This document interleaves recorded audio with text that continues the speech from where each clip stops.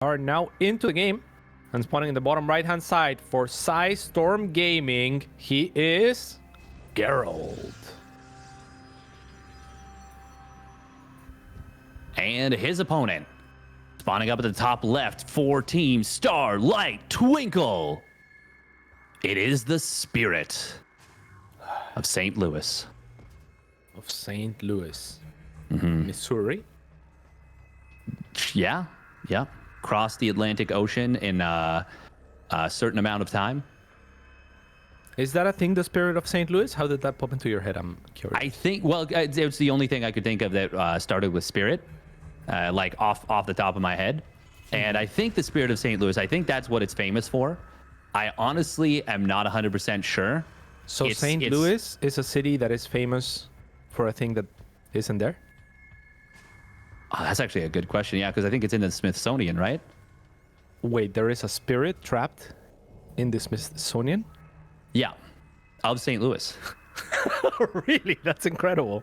Yeah. Whoa, It's an airplane, though, is the key. We've got an engineering bay block, by the way. I don't know how that transitioned into an airplane, but yeah. That is nice. Good reaction here. Quick and prompt from Gerald as he continues to just finish his wall for the consequent Reapers. This SCV could have gotten maybe surrounded if a couple of probes had been sent to the task. Needs 2 saps to die. Only 1 will be found. Nice mineral walk back through to make sure it didn't get like kind of caught with some friction. Indeed. And yeah, that is very true. Otherwise, it could get tackled to the side and then allow for an extra shot. Wardy also informed us during the break that it was not an Urubu that died, but a Karak, which we don't care too much about. Yeah. I mean, they kind of, did they even reproduce? I don't even know. Karaks. And we have a Marine potentially on the hunt for the Karak here. Wow. That's why we hunt the Karak right there. Got right in his way. It really Bit of a jerk, really. Fortunately, the Marine was a Chad and just shoved it right out of the way. Very, I mean, yeah, humanist. It is a human after all, right? Yeah. Oh, yeah, of course. Nature gets in your way. You got to teach it a lesson. Can't be having that. Oh, nice save on the SCV, by the way. He let the Karaks survive this time around, right? It was the Protoss that were killing Karaks. Oh, that's a good point. Yeah. Oh, and you know what? Maybe the Marines are wildlife conservationists because they just killed a probe to make sure it couldn't get that Karak. By the way, we do see a little bit of a supply block blocking the production of the Adept right there. Not a huge deal, but a little bit of a nuisance. Just a small lateness of the Nexus as a result of the engineering bay block. So kind of annoying. Meanwhile, we have got ourselves a rather quick reactor Hellion play, but off of after 5 Marines and after he pushes the Adept away. So this Adept was not able to figure out what Spirit was doing. Not going to know about this Hellion play. And this could get some damage done. We'll see. There is a shield battery in the natural, though. This is going to help out a lot. Yeah, Widowmine follow-up as well, and judging by the time of the medevac, it's going to be 4 Widowmines being dropped here, so let's see if Spirit can time things well to where he hits at 2 places at once. That would be the ideal case scenario, but actually with Gerald moving out on the map, it might thwart his plans, because he's going to be very well aware that there are Hellions. He could still use this information, or he could try to exploit the timing that he thinks he has. I don't love this. He's going to go into the main, but that means both Hellions are going to get taken out. The Phoenix are drawn out of position, but for what? Out of position from what? There's nothing else in position to capitalize. That is correct. He does get the scout on the Phoenixes, so I guess it has an unintended consequence of doing so, and his Armory Widowmine play has been undetected up to this point. So it kept the Phoenixes off the map, but Gerald, it looks like he is sending these... Nope, those are Adepts. Where are the Phoenixes going? Oh, they're just in the middle of the map, so they're not going to be in position here. This could be pretty annoying. However, a very quick robotics facility for Gerald, that's going to help out a lot in dealing with the second set of mines. Yeah, the third. Well, not even second set of mines, just the first. The third could also give Gerald a little bit of a heads up if this Widow mines try to go in anytime soon. They took a little bit there to get on their route, but now they'll get spotted. As soon as they get spotted by the third, they're going to try to do their boost in as fast as possible. Only 2 Adepts here to answer. The thing is completely out of position, like you mentioned. Not too much going down here. So good reaction from Gerald. Yeah, did the observer... Oh, the observer died to the coincidental splash damage. And he doesn't have, he just now started a second one. I don't think he realized what happened right away. Uh-oh. Oh, this is actually so annoying. Uh-oh. Uh-oh. We may or may not have an issue here. No! That Widowmine was going to get 3 probes. That reroutes it to only get 1. Buys his opponent a little bit of time. Anti-micro from Spirit. However, the other Widowmine will find its damage at the natural. 9 probes dead all day. And yeah, Gerald's gonna look to transition into Phoenix Colossus, but did take a little bit more damage than he was intending to. So a good position here from Spirit overall. Yeah, this is very... this is a very strong anti-Phoenix trap. I don't know if I like the positioning on it, though. It's, in one sense, is good because it's super random, but at the same time, it's also not, like, really hidden by a pillar or something. I would love to see it, like, hidden by a pillar somehow, you know? Yeah, but it's so inconspicuous that I don't think that you have any reason to be looking there as Gerald, as he does dislodge that trap, puts it elsewhere. And I like that it's kind of on the fringe of his bases, because if somehow the Phoenix get into his base, look for something, don't find anything, and then pull back, it is very likely that they'll be traversing that part of the map to try to find different angles as well. But yeah, like I said, he dislodges the Widowmines, and now he's going to try for another drop. The Phoenix will be likely in position, so I was kind of digging the idea of a trap instead. The next Widowmine is probably going to go and try to block a potential 4th, or actually just burrow in the middle of the map to offer him some information in days to come. So things still looking decent for Spirit, but Gerald not by any means out of it. Dave, looks like a pretty good game in our hands here for this Polish Classic. It certainly doesn't. Oh, there's that. Oh, nice split. Nice split from Gerald, but this will distract. And the Widowmine drop, does it? No? Yes? Should. Oh, okay. I thought it was going to dive in during that, but no, it did not. By the way, we see something somewhat rare in this matchup, and kind of neat, is that we have Stim, Combat Shields, Concussive Shells, and 1-1 all on the way at the same time, as well as 1-1 from the Protoss. So both players going double upgrades at the same time. Makes sense for kind of both of them to do so.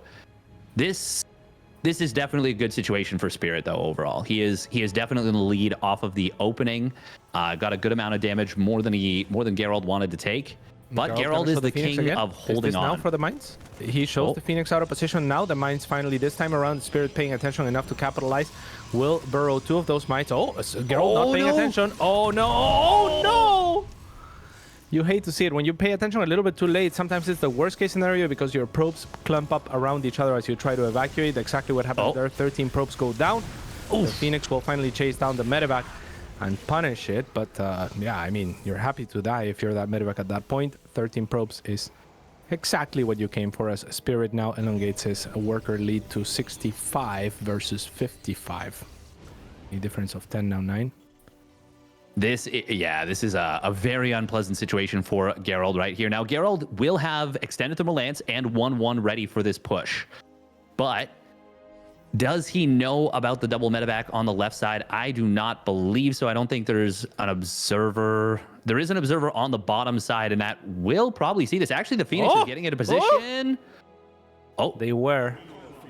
By inertia, they almost catch the drop, but it looks like he turned his attention towards the Cyclone that was poking at the potential 4th. The drop will get spotted, but there's nothing in location. There's no warp-ins happening. Gerald, again, not paying attention fast enough. The Phoenix are going to go there as fast as possible. Now warp-ins are happening, but he doesn't catch the drop as it's coming in exactly. So instead of going for the medevacs, he has to lift up to make sure and try to make it so that his Zealots can try to win on the ground, but it's not enough. A few Marines remaining. That is plenty enough to deal with the Phoenix. The mineral line has to be evacuated. 4 additional probes add up to the tally of dead probes that we have seen throughout this game, and things are looking very, very good for Spirit. They certainly are, and he managed to target fire down a couple of Phoenixes at the outset of that engagement. Got another one. We will see an attack coming in through the middle. Force Field's going to try and hold the army in position, but Spirit was just waiting for the disruptor shot to get fired. Disengages, will drop back into the main base, and Gerald, he can't really pull his whole army into the main. He can't afford to leave the front exposed, and Spirit is taking advantage of that in a big way. Finally, one of the Colossus does rotate over, but that's going to be a dead Stargate, which means no more Phoenix production, which means dealing with drops becomes more difficult. Attack at the 3rd will jump the Colossus. Disruptor shot will get dodged. One of the Colossus, I think, fell. The Disruptor went down, and Spirit is really making, well, he is really making progress here. Oh, can he save the Colossus? No, not going to be able to do so. And now the Nexus goes down as well. You should just say it. You should just say it. Every time that the opportunity presents itself, you go with it. Water into gold. There it is, Water baby. into gold, baby. That's what we're doing here. That's what we do all day. But all day. 50 supply almost the difference here as Gerald is struggling. He has now lost his arguably most important, freshest base. He is now trying to be fresh and take the north as Spirit does the same and will happily mirror him with a big advantage.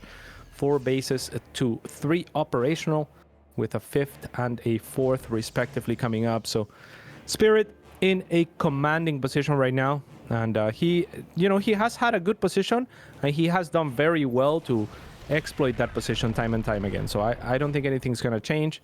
He will probably look for his next timing and continue to split his army in 2 or 3 to make it very difficult for this AoE to pay for itself. Yeah, it's going to be really tough to do so.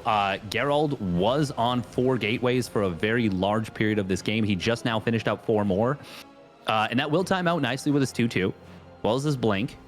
But these timings are, they line up nicely, but they don't actually help him win the game. They might help him hold and get himself into a position where maybe he can win the game later. Nice EMP, by the way. The scan was not able to get the kill, so he drops that EMP, but I don't know. This is looking really difficult. Now, I will say this is a super heavy Marine army. So if there were like 4 Colossus and they could be brought to bear, this could be a really scary situation for Spirit. However, he's only on 2 Colossi. Meanwhile, we do have the transition into Liberators, as our observer points out. We've got the extended range, the advanced ballistics, and +2 weapons on the way, which is a huge power spike for them. Gan gonna look for the army, sees that there's really nothing here. He might just elect to sprint into the natural. No, looks like he wants... Okay, there we go. Now he is gonna go into the natural at least a little bit. Vikings will set up on these Colossi, and Disruptor shots doing their best, but they're not gonna be able to connect. This is looking like Spirit is going to just take the game right here and now. Right here, right now, baby. There's nothing left to do. The Disruptors, I mean, this was the best opportunity that they had with the entire army of Spirit clumped up. They fire both at the same time and hope for a miracle, but that is not coming today. No miracles have happened. And aside from the water into gold ones that keep on happening, it's just been flat. Just easy close-up here for Spirit. And yeah, a mostly uneventful game.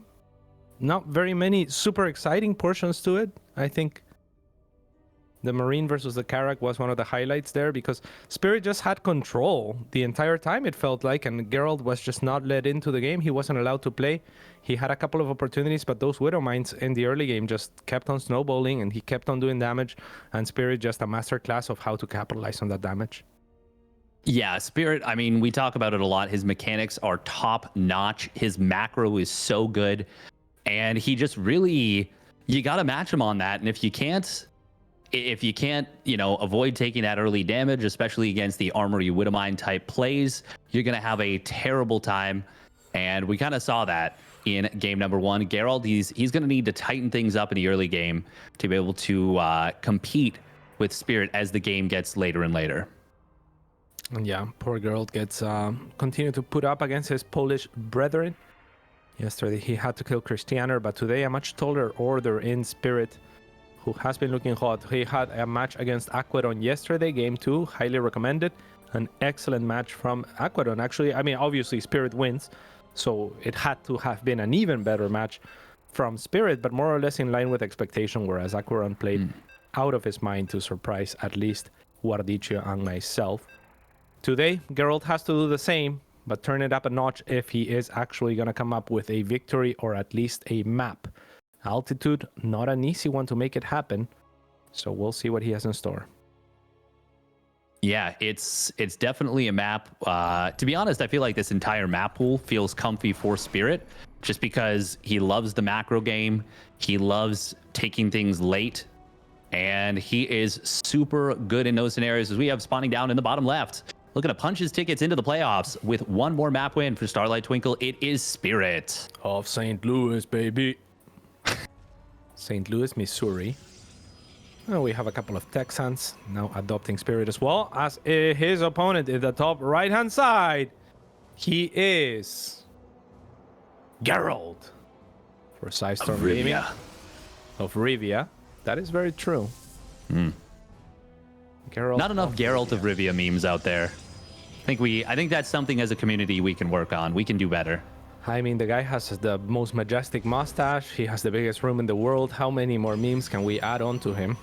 Difficult. And if people saw the way that he dresses like a golfer. Very cool, very stylish.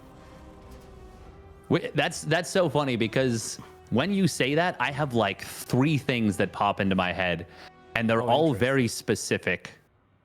You know, when you describe... Yeah. Sorry? Short shorts, like color, casual, elegant shirt type thing. Okay. And the little hat, you know? I think of like plaid, but it's like plaid layered on plaid 3 times at different angles.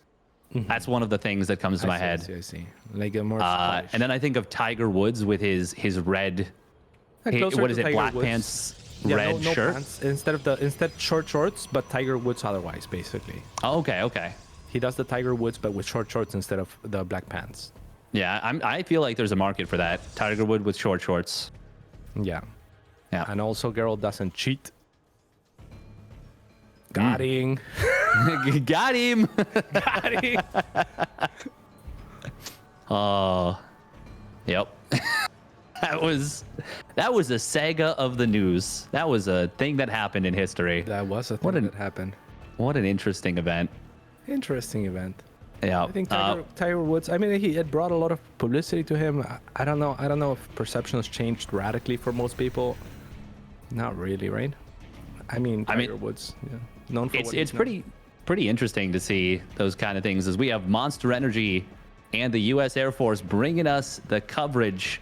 Yeah, Wardy's like, okay, let's talk about something else here. Zooms in on the sponsors. Yep, exactly. It's definitely it was a super interesting event in the news cycle. But we should circle back to StarCraft 2 because that's why we're here. We got ourselves a Stargate opening. What do you think? It's a hole-in-one, baby. I mean, it could be. Water into Arnold Palmer's. Love it. Arnold Palmer's from the Arizona brand that does the 99-cent ones. They are golf-based, actually, right? Yeah. No, it's named after. He literally came up with this Arnold drink Palmer himself. Is a golfer? He's a golfer, yeah. And he's like, I want this drink, and they were like, really? And he was like, yes. And they named it after him.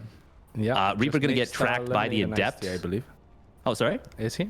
Yeah, it's just lemonade and iced tea. There's nothing really of high consequences happening this game. We're waiting for the unit from the starport to be produced. It's going to be, once again, a Widow Mine opening. But no reactor for the time being on the factory. So maybe just double Widow Mines and a few Marines to apply pressure just to keep them safe for the time being. It is a mostly uneventful game. Okay, interesting. Yeah, this is... very funky. Okay. Oh, wow. This is a very successful Adept, or Reaper, I should say. Able to get a... Oh, can he get the second probe? Oh, he could have, but he actually mistargeted a little bit there. Yeah. Didn't need the grenade to get it even. Sorry? Didn't need the grenade, just click on it, right? Like if... Oh, yeah. Obviously, if you land the grenade, it's a little bit easier. It's more disruptive, etc. But did miss the grenade and the probe, consequently. Yeah. He did see this follow-up of this very quick Twilight Council. As long as he clicked on it, he should know what's up. And that's going to be a really funky play here. Just single Phoenix right up into 3-gate blink. Kind of a take on a build Zest came up with a while ago, which was it was single Oracle into 3-gate blink. And it was cool. It was something that was supposed to be a big meta build going into IM Katowice. And then Ryung instead was like, nah, I'm going to just dumpster every Protoss in the round of 36. And he became the one who dictated the build. It was cool. It was a neat little thing.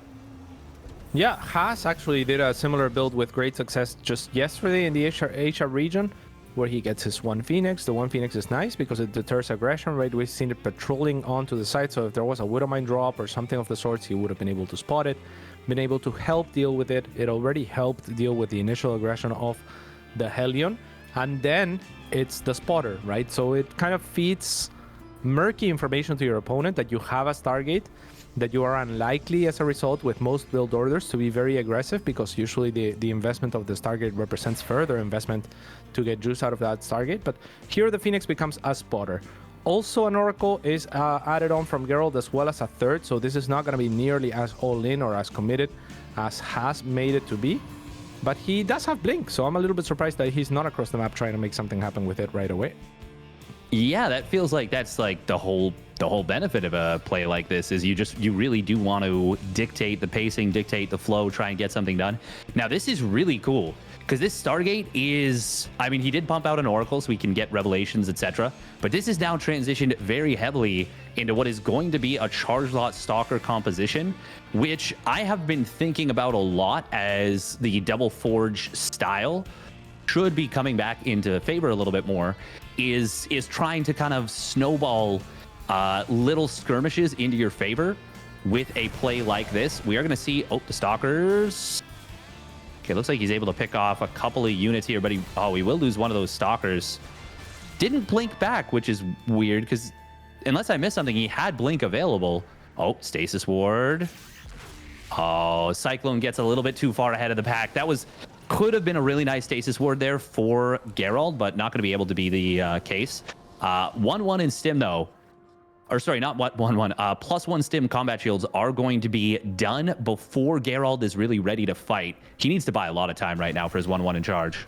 And he's not in a position to do it, so this is going to be kind of free entry into this third base from Spirit. He's going to be able to set his tanks probably there on the little kind of like nooks and crannies if he wants. So actually doesn't really utilize those for surface area, which is reasonable given that there's so many blink stalkers anyway that can bypass that terrain. But still, he has so many forces here. One of the tanks out of range, somewhat surprisingly, and Spirit kind of letting his foot off the gas pedal. That's going to mean an extra warp in for Gerald, as now he repositions his tank to be a little bit more aggressive and you know, do a little bit more, a little bit faster. So I feel like Spirit has missed out on a little bit of DPS, but is that going to be enough for Gerald to capitalize? The tank does go down, and not too many stalkers suffer or fall on the back. The adepts are actually doing work in drawing the tank fire. Maybe an opportunity to engage for Gerald, but not going to take it. Still very low is the tank.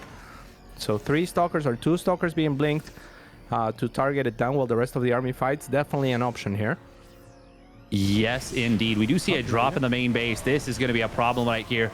Cleanup on the front is going to be nice from Gerald. He's got his 1-1 in charge done. But look at this. We actually see, I think Widowmine is just burrowed off, switched off to go into the mineral line. And the counterattack in the main base is getting... well, it's getting dealt with, but Spirit is just making excellent moves, getting great trades. And Gerald, this is looking like he just does not have a chance of holding on against what is going to be the next follow-up. Even these couple of units that are just kind of the leftovers, the dregs, are going to be a problem to deal with for Gerald. But this feels like just an insurmountable disadvantage. And Widowmine gets another shot. Yeah, it feels near impossible here, as Gerald not able to put up much of a fight this time around by the looks of it. I mean, there is a chance, but it is going to require alchemy yet again. It's not really going to happen, I feel like. Can Spirit close things out? I mean, this army is tiny right now for him on the field, but tons of medevacs, tons of sustain, and reinforcements on the way. This little blob of blue here that's coming, it should be enough to close things out. The mines are fantastic. And Gerald just, trying to save his Nexus. If he's unable to, I think he might just GG there. Good feedbacks, but there's still 4 medevacs with energy. It's looking done, David. Yeah, there is Storm available for Gerald here, but he's going to need the Storm of his life to have a chance. Battery Overcharge is going to try and get popped. Will keep this Nexus alive for the moment. Widowmine, a little bit of kind of miss micro there from Spirit, kind of steps into the army a little bit. But the reinforcements are just continuing to flood across the map. 2-2 for Gerald. If it could have gotten finished before this fight broke out, maybe there was a chance. It would have been a 3 upgrade advantage. But Gerald is just getting completely bled out at this point. Yeah. Spirit splitting off more mines again, actually dragging and dropping on the army, which is funny because the mines weren't ready to fire. But a cute move, I guess, like a bit of a flex maybe. It's kind of cute. For sure. It's so tough, right? Like, I've lived in Florida, I've watched all of the X-Men movies and shows, and I've never seen a Storm that would do it here. It's just done. It's just finished. I was wondering where you were going with that one. That was cute. I like that. Spirit, I mean, he's just whittling Gerald down. Gerald, he's dead on his feet right now, and very soon he will be dead out of this game. there's just nothing you can do from a position like this. Nothing at all. This Nexus will fall. Gerald is, yeah, I mean, just coping at this point, right? Just trying to process things, and there is just nothing to be done. It's impossible. Spirit has done it, and this will mean that Spirit advances. Gerald still with chances, however. So there's that to look forward to. He does have chances, right? Wardicho, please tell me. Does he have chances? Oh yeah, he's got chances. Yeah, yeah. He's got one more series behind this. Absolutely, Spirit. This is okay. Okay. This is. I mean, what?